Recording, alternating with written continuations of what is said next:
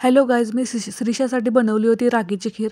तर मी रागी घेतलेली आहे, 2-3 पाण्याने स्वच्छ धुवून घेतलेले आहे. नंतर मी उन्हामध्ये वाळवले आहे 7 ते 8 तास. नंतर मी रोस्ट केलेल्या पॅनमध्ये 5 ते 7 मिनटं लागतात रोस्ट करायला. जास्त पण रोस्ट नाही करायची, हलकीशी करायची. नंतर मी कापडावरती सुकत ठेवलेली आहे. नंतर मिक्सरमध्ये बारीक पेस्ट फाईन पावडर करून घ्यायची आहे. नंतर ती चाळली तरी चालेल. नंतर थोडंसं पाणी घेऊन त्यामध्ये थोडीशी मिक्स करायची, म्हणजे गुठळ्या होत नाहीत. नंतर आपण गॅसमध्ये पॅनमध्ये तुमचं काऊ मिल्क किंवा ब्रेस्ट मिल्क वापरत असाल किंवा कुठलंही मिल्क वापरत असाल तर थोडंसं पाणी मिक्स करायचं आधी आणि मग ते मिक्स केलेली रागी त्याच्यामध्ये ओतायचे. 5 ते 7 मिनटं शिजून द्यायची चांगली. दुधामध्ये केली तर मुलं आवडीने खातात. आणि सफरचंद तुम्ही त्याच्यामध्ये किंवा ॲपल टाकलं तर तुम्ही ती मुलं अजून फ्लेवरने चांगल्या आवडीने खातात. हे बघा श्रीषा खाते आणि चांगलं खातात. तर तुम्हाला व्हिडिओ आवडल्यास लाईक, शेअर, कमेंट करा. थँक्यू.